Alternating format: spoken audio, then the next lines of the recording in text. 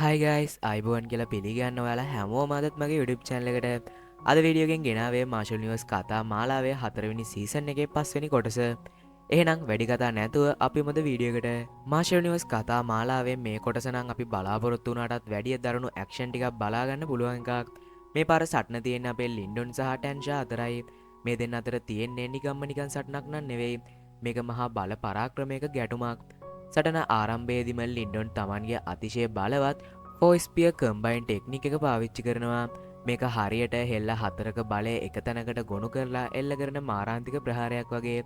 හැබැයි ටැන්ෂා කියන්නෙත් ලේසි පහසු පොරක් නෙවෙයිනේ. ඔහු එක වලක්වන්න තමන්ගේ ක්‍රියේෂන් මවුන්ටේන් වෝල් කියන ආරක්ෂක පවුර මවනවා. මේ ප්‍රහාර දෙක එකිනෙක ගැටෙද්දී ඇතිවන බලශක්ති තරංග නිසා මුළු පරිසරයම දෙදරන්න පටන් ගන්නවා. එතන හිටපු කාටවත් අදහගන්න බැරි වෙනවා ලින්ඩොන් කොහොමද ටැන්ෂාගේ ඒ තරම් ශක්තිමත් ආරක්ෂක පවුරක් කුඩු පට්ටම් කරලා දැම්මේ කියලා. ඊට පස්සේ තමයි නියම සටන පටන් ගන්නේ. ටැන්ෂා තමන්ගේ හෙල්ලත් අතට අරන් ලින්ඩොන් එක මුහුණට මුහුණ සටනකට එනවා. මචං මෙතන පොඩි විශේෂත්වයක් තියෙනවා. ටැන්ෂා ඉන්නේ මැනිෆෙස්ටේෂන් ස්ටේජ් එකේ අවසාන අදියරේ. හැබැයි ලින්ඩොන් තාම ඉන්නේ ඒක මැද තියෙන මිඩල් ස්ටේජ් එකේ. සාමාන්‍යයෙන් මෙහෙම බලපර්තරයක් තියෙද්දී ලින්ඩොන්ට ගේමක් දෙන්න අමාරු වෙන්න ඕනි. හැබැයි ලින්ඩොන් ළඟ අර තියෙන අලුත් ඇන්සෙස්ටර් සීල් එකේ ඇබිලිටි නිසා එයාට ටැන්ෂාට නොදැවෙනි විදිහට කරට කර සටනක් දෙන්න පුළුවන් වෙනවා. මේ දෙන්නගේ සටන කොයිතරම් දරුණු වෙනවද කියනවා නම් එයාට තියෙන හැමදේම විනාශ වෙන්න පටන් ගන්නවා. ටැන්ෂා දකිනවා ලින්ඩොන්ව ලේසියෙන් මෙල්ල කරන්න බැහැ කියලා.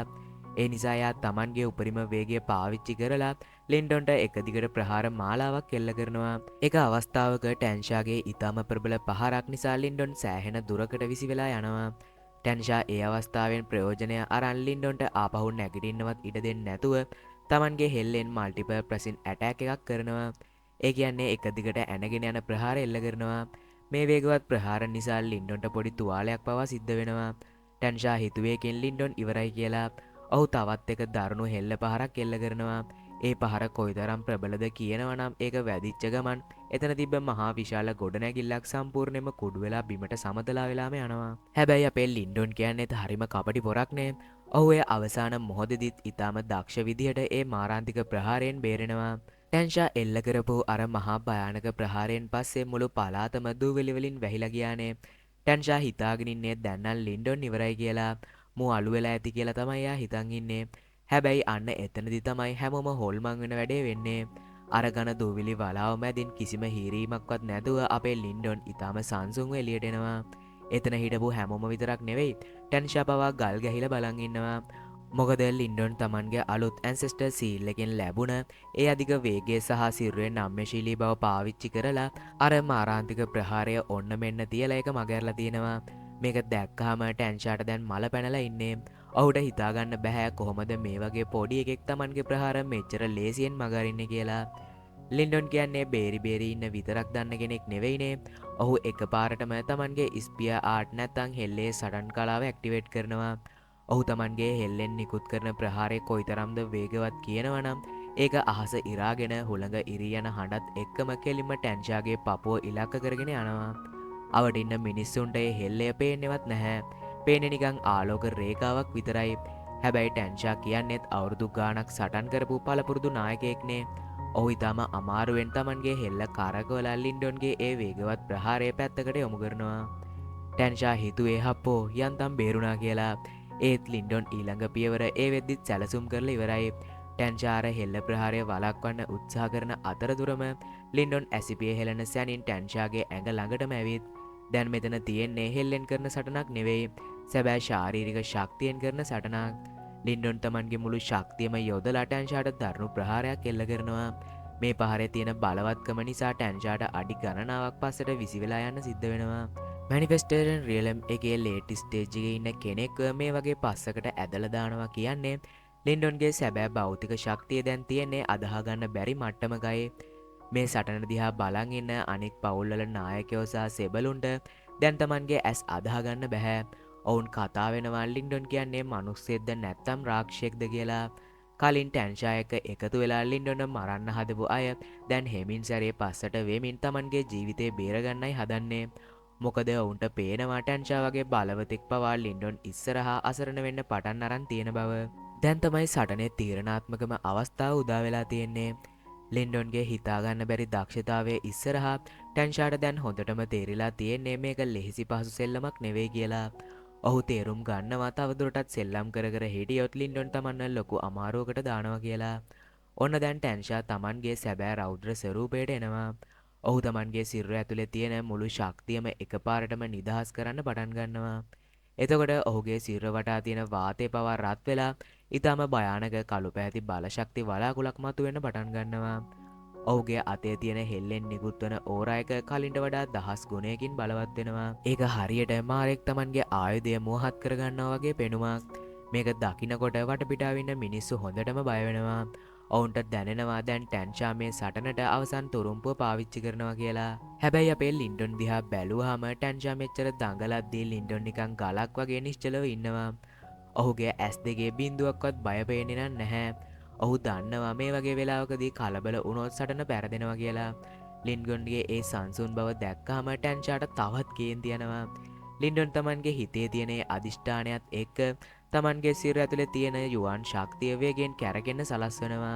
දැන් ලින්ඩොන්ගේ සිරුරෙනුත් රන්වන් පැහැති ඊටම ප්‍රබල ඕර එකක් පිට වෙන්න ගන්නවා. දැන් එතන ඉන්න කාටවත් ඒ දෙන්නගේ ඇඟ ළඟටවත් යන්න බෑ. ඒ දෙන්නගෙන් පිටවන බලශක්ති තරංග එකිනෙක ගැටෙනකොට නිකන් අකුණු ගහනවා වගේ සද්දයක් ඇහෙන්න පටන් ගන්නවා. දෙන්නම ඉන්නේ එක්කම මැරෙන්න ඕනි නැත්නම් මුව මරන්න ඕනි කියන තීරණේ. දෙන්නගේම ශක්තිය දැන් උපරිමයටම ඇවිත් තියෙන්නේ. ලින්ඩොන් පවා තමන්ගේ සම්පූර්ණ බලය මේ වෙලාවේ පාවිච්චි කරන්න තීරණය කරනවා. මොකද ටැන්ෂා කියන්නේ මැනිෆෙස්ටේෂන් ස්ටේජ් එකේ අන්තිම මට්ටමේ ඉන්න දරුණු සතුරෙක් නිසා.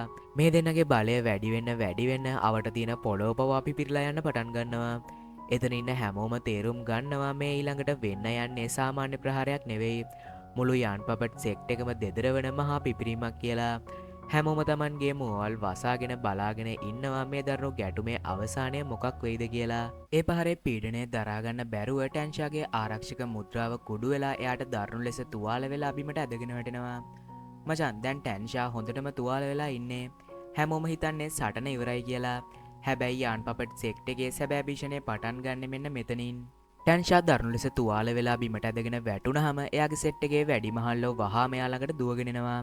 මේක දැකපු මූලි පවසනවා දැන්නම් ටැන්ෂා සම්පූර්ණයෙන්ම පරාජය වෙලා ඉවරයි කියලා. ලෙඩිමුත් පවසන්නේ ලින්ඩොන් දැන් කාටවත් සම කරන්න බැරි තරම් බලවත් වෙලා ඉන්නවා කියලා. ලින්ඩොන් ටැන්ෂා දෙසට ගමන් කරද්දී බයවෙච්ච වැඩිමහල්ලෝ තමන්ගේ සියලුම සෙබළුන්ට නියෝග කරනවා ලින්ඩොන්ව නවත්තන්න කියලා. සිය ගණනක් ගෝලෙන් ලින්ඩොන්ව වට කරද්දී ටැන්ෂා තමන්ගේ අන්තිම අවිය පාවිච්චි කරනවා. ඔහු නියෝග කරනවා මුළු සෙට් එකේම තියෙන බලවත්ම ආරක්ෂක පවුර හෙවත් සෙට් ප්‍රොටෙක්ටර් ෆෝමේෂන් එක ක්‍රියාත්මක කරන්න කියලා. මේක මුළු යාන් පපට් සෙක්ට් එකේම තියෙන භයානකම සටන් පවුරයි. මේ මහා පවුර ඇතුරේ ලින්ඩොන් හිර වෙනවා.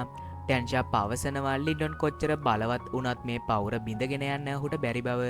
එයා කියනවා වහාම එයා ළඟ තියෙන වටිනා නිදානය සහ ෂෝ යන්න නැත්තම් ලිටල් ෆ්ලේම් බාර දීලා පණ බේරගන්න කියලා. හැබැයි ලින්ඩොන්නේ බොරු පොරොන්දු වලට රැවටෙන්නේ නැහැ. ඒ නිසා ටැන්ෂා මේ පවුරේ බලය සම්පූර්ණයෙන්ම ලින්ඩොන්න මරා දැමීමට මුදා හරිනවා.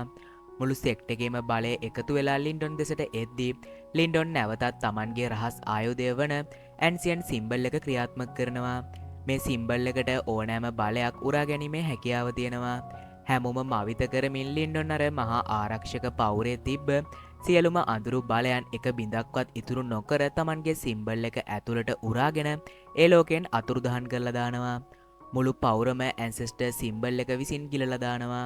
ඒ වගේ දර්ශනයක් තමයි එතන මැවෙන්නේ. මේ වගේ බලයක් මීට කලින් කවදාවත් දැකලා නැති නිසා ටැන්ෂා ඇතුළු සෙබළුන් දැන් හොඳටම බය වෙලා තමයි ඉන්නේ.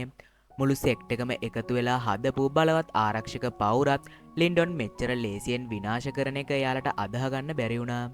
ලින්ඩොන් තනිවම මුළු යාන් පපට් සෙක්ට් එකම දනගස්සලා ඉවරයි දැන්. ටැන්ෂා මේ වෙලාවේ තමන්ගේ පුතා වන ටැන්ලිට නියෝග කරනවා ෂෝයන්ව මරලා දාන්න කියලා. හැබැයි ටැන්ලි තමන්ගේ පියාගේ වැරද්ද තේරුම් අරගෙන ෂෝයන්ව හිර කරලා තිබ්බ දම්වැල් කඩලා යව නිදහස් කරනවා. ටැන්ලි ලින්ඩොන් ඉදිරියේ දන ගහලා තමන්ගේ පියාගේ පණ බේරලා දෙන ලෙස වැඳලා ඉල්ලනවා. හැබැයි අහංකාර ටැන්ෂා තමන්ගේ පුතාට පහර දීලා පවසන්නේ තමන්ගේ සෙට් එක කාගෙන්වත් හිඟා ගන්නේ නැහැ කියලා. ටැන්ෂා අවසාන වතාවට ලින්ඩොන්ට පහර දෙන්න උත්සාහ කරද්දී ලින්ඩොන් නැවතත් ඇන්සියන් සිම්බල් එකේ බලය පාවිච්චි කරනවා. ඒ බලයෙන් ටැන්ෂාගේ මුළු සිරුරම සිම්බල් එක ඇතුළට උරාගෙන ඔහුව සම්පූර්ණයෙන්ම විනාශ කරලා දානවා. මෙතනදී ලින්ඩොන්ට පුදුම හිතෙන දෙයක් වෙනවා. ටැන්ෂාගේ සියලුම මතකයන් ලින්ඩොන්ට දැක ගන්න ලැබෙනවා. ඒ මතකයන් දැකලා ලින්ඩොන් පවා මවිතයට පත්වෙන්නේ මේ වස්තුන් පිටුපස තියෙන රහස නිසා. සටනින් පස්සේ ලින්ඩොන් මූලෙයි සහ ලේඩිමූ හම්වෙලා එයාලට ස්තුති කරනවා. ලින්ඩොන් ඔවුන්ගෙන් ඉල්ලීමක් කරනවා තමන් නැති අතරතුර ඩැන් නගරේ තමන්ගේ හිතවතුන් ගැන බලන්න කියලා. ලේඩිමූ පොරොන්දු වෙනවා ඒ දේවල් බලාගන්න බව. මුලි පවසන්නේ ලින්ඩොන් යාන් පපට් සෙක්ට එක පරාජය කිරීම හරහා ඔවුන්ගේ සෙක්ට එකට තිබ්බ ලොකු කරදරයක් ඉවත් වුණු බව. අවසානයේ ලින්ඩොන් තමන්ගේ ඊළඟ විශාල ඉලක්කය වන ලින් පවුරේ අභ්‍යන්තර සටනට සහභාගි වෙන්න පිටත් වෙනවා. මෝලිල් ලින්ඩොන්ට සුභගමන් ප්‍රාර්ථනා කරන අතරේ ලේඩිමෝල් ලින්ඩොන් යන දිහා බලාගෙනින් ලොකු ආශාවකින් වුණත් ඇයහුව නතර කරන්න නැහැ. ලින්ඩොන් තමන්ගේ මෙහෙයුම සම්පූර්ණ කරලා අනාගතයේදී තවත් බලවත් වෙලා නැවත එන බව පවසමින් ලිටල් ෆ්ලේම් සමග පිටව යනවා.